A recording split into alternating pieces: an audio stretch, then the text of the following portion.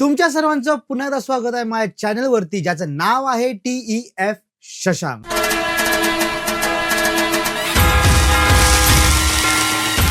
तुमच्या सगळ्यांना पुणे शहर माहिती. पुणे शहरासोबतच तुम्हाला पुण्यामध्ये असलेला पुण्याचा शनिवार वाडा सुद्धा माहिती. पुण्यामध्ये जो शनिवार वाडा आहे, तो शनिवार वाडा काय स्वतःमध्ये इतिहास लपवून ठेवलाय, कुठल्या गोष्टी तिथं घडल्या होत्या आणि त्या गोष्टी का घडल्या, त्या गोष्टीबद्दलची माहिती आपण आजच्या व्हिडिओमध्ये घेणार आहे. चला तर मग व्हिडिओची सुरुवात करूयात. तुम्हाला माहिती आहे का, पुण्यातील शनिवार वाडा जो होता, तो शनिवार वाडा पुण्यामध्ये पेशव्यांचा पूर्वीचा राहण्याचा वाडा होता. ज्या वाड्याचं पुन्हा गव्हर्नमेंटने पुनर्वसन केलं आणि त्या पुनर्वसनानंतर तो वाडा आज लोकांना पाहायला भेटतोय. पण त्या वाड्याचा इतिहास काय होता आणि त्या वाड्यामध्ये असं काय घडलं होतं जे की सगळ्यांना भयभीत करून सोडतं. शनिवार वाड्यामध्ये झाली होती ती एक क्रूर हत्या. हो मित्रांनो, शनिवार वाड्यामध्ये एकाचा मर्डर म्हणजे हत्या झाली होती. काका मला वाचवा, काका मला वाचवा, ही आरोळी आज सुद्धा शनिवार वाड्याच्या आतल्या भागामध्ये घुमत होती आणि त्यासोबतच शनिवार वाड्याच्या आजूबाजूच्या रस्त्यावर ह्या आरोळीचा आवाज घुमत होता. 30 ऑगस्ट 1973चा दिवस. त्या दिवशी अख्खे पुण्यातील लोक सगळे गणेश उत्सव साजरा करण्यामध्ये व्यस्त होते. पण या सगळ्या गोष्टीमध्ये ज्या काकाचा उल्लेख केला जातोय, तो काका म्हणजे बाजीराव पेशवा यांचे सख्खे भाऊ. सख्या भावाने त्यांच्या पुतण्याचा जीव घेतला होता. या सगळ्या गोष्टीच्या मागचं खरं कारण म्हणजे रघुनाथराव यांची जी पत्नी होती आनंदीबाई, त्या आनंदीबाईची सगळ्यात मोठी महत्वाकांक्षा ही होती की सगळ्या पेशवाईच्या सिंहासनावर बसण्याचा अधिकार त्यांना रघुनाथरावांना द्यायचा होता. त्यांच्या म्हणण्यानुसार बाजीराव पेशवा यांच्या मुलांना त्या ठिकाणी न बसवता रघुनाथरावांनी त्या सिंहासनावर बसावं आणि अख्खी पेशवाई चालवावी, असा त्यांचा हेतू होता. आणि त्यांना पेशवा बनवण्यासाठी मध्ये जो अडथळा येत होता, नारायणराव त्यांचा अडथळा असल्यामुळे आनंदीबाई यांनी नारायणरावाची हत्या करण्याचा निर्णय घेतला. या सगळ्या हत्येच्या प्रकरणामध्ये सुरक्षा रक्षक असलेले, सुरक्षा करणारे जे गार्डी लोक असतात, ते गार्डी लोक सुद्धा या पूर्ण हत्येमध्ये सहभागी होते. आणि त्यामुळे मध्ययुगीन काळामध्ये जी हत्या झाली होती, ती सगळ्यात क्रूर हत्या अशी या हत्येला मानलं जातं. असं म्हणतात आज सुद्धा शनिवार वाड्यामध्ये त्यांचा आवाज आज सुद्धा ऐकू येतो, ती किंचाळी आज सुद्धा ऐकू येते आणि त्यांच्या रडण्याचा आवाज आज सुद्धा वाड्यामध्ये ऐकू येतो. पेशवा हा पद छत्रपतीच्या पदानंतरचा दुसरा महत्वाचा पद आहे. हा पद आधी असं होत होतं की ह्या पदाची जी पदवारी आहे ती लोकांना नियुक्तीद्वारे दिली जायची, पण काही काळानंतर ती पदवारी नियुक्तीद्वारे न देता ती पूर्ण भट यांच्याकडे आल्यानंतर ती गोष्ट पुढे वंश परंपरेने चालू लागली.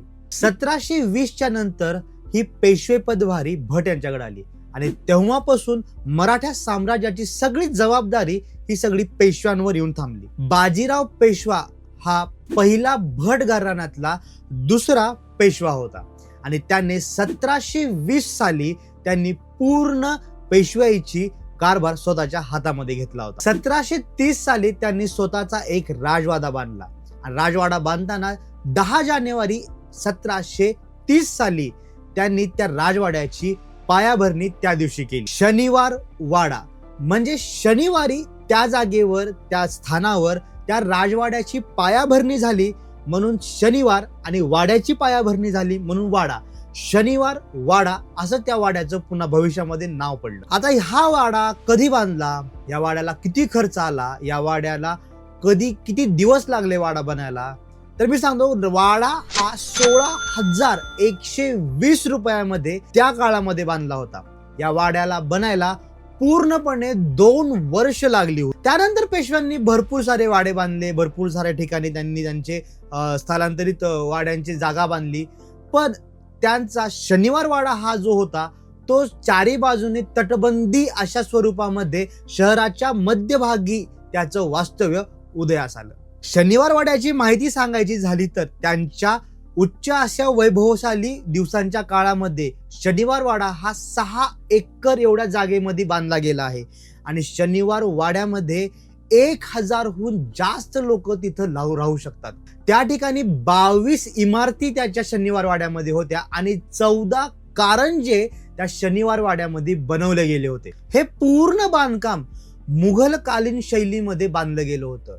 या वाड्याच्या 9 बुरुजांच्या तटबंदीमध्ये या वाड्याचं पूर्ण बांधकाम झालं होतं आणि या वाड्यामध्ये 5 प्रवेशद्वार होते आणि 5 प्रवेशद्वारासोबतच सगळ्यात महत्वाची गोष्ट सांगायची झाली तर हा पूर्ण वाडा हा पूर्णपणे लाकडामध्ये बांधला होता आणि त्याच्या पायऱ्या ज्याही होत्या त्या सगळ्या पायऱ्या या दगडी होत्या. या पूर्ण इमारतीमध्ये पूर्ण कन्स्ट्रक्शन हे गुंतागुंतीच्या प्रकाराचं होतं.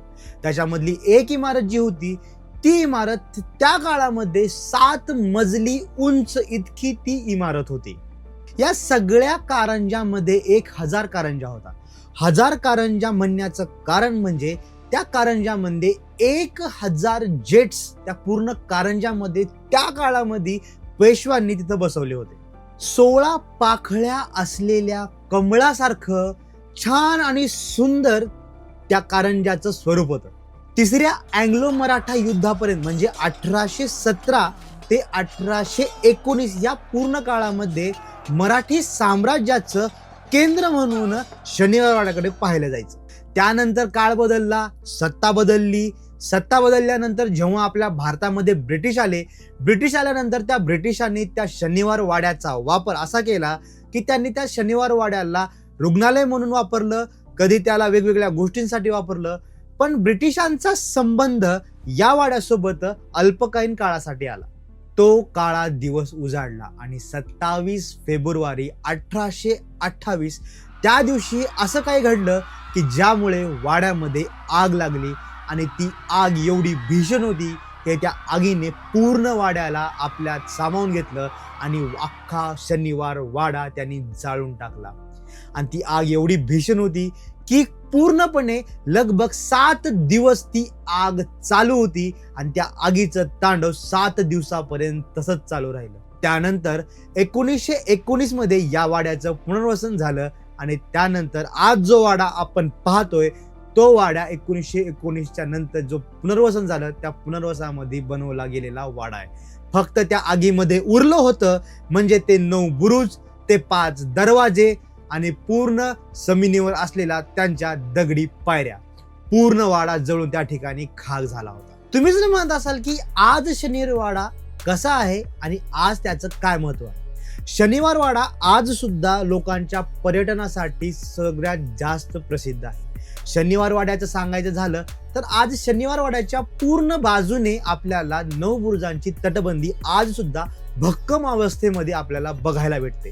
त्यासोबतच शनिवार वाड्यामध्ये आत जाताना आपल्याला बाजीराव पेशवा यांचा पुतळा दिसतो जो की युद्धकलेमध्ये त्यांचं कौशल्य दाखवण्याचा तो पुतळा आहे. त्यानंतर आतमध्ये जात असताना प्रवेशद्वारात प्रवेश करत असताना आपल्याला दोन्ही बाजूला 2 भक्कम आणि मजबूत असे बुरुज आपल्याला बघायला भेटतात. त्या दरवाजावर लोखंडी सुळ्यांचे काठे तिथं बनवलेले आहेत की जे युद्धाच्या वेळी तिथून त्यांचं संरक्षण करण्यासाठी ते त्या काळामध्ये बनवले होते. चला तर मित्रांनो, आज मला ही माहिती तुम्हाला सांगावीशी वाटली कारण की आपल्या मराठा साम्राज्याचा इतिहास जो आहे तो खूप महत्वाचा आहे, खूप गौरवशाली आहे आणि खूप पराक्रमी आहे. तो इतिहास सांगण्याचा होता होईल तेवढा प्रयत्न मी आज माझ्या या व्हिडिओमधून केला आहे. तुम्हाला हा व्हिडिओ कसा वाटला, याच्यातली कुठली माहिती तुम्हाला ऑलरेडी माहिती होती आणि याच्यातल्या कुठल्या माहिती सांगण्यामध्ये मी कमी पडलो असेल तर तुम्ही माझ्या कमेंट बॉक्समध्ये सांगा. त्या गोष्टीवर मी जरूर त्याची माहिती काढण्याचा प्रयत्न करेन. जर तुम्हाला कुठल्या गोष्टीची माहिती पाहिजे असेल, नवीन व्हिडिओ पाहायचा असेल तर माझ्या कमेंट बॉक्समध्ये सांगा, मी त्या गोष्टीवर व्हिडिओ बनेन. चला तर पुन्हा बनवूयात नवा व्हिडिओ नव्या माहितीसोबत आणि नवीन गोष्टीसोबत.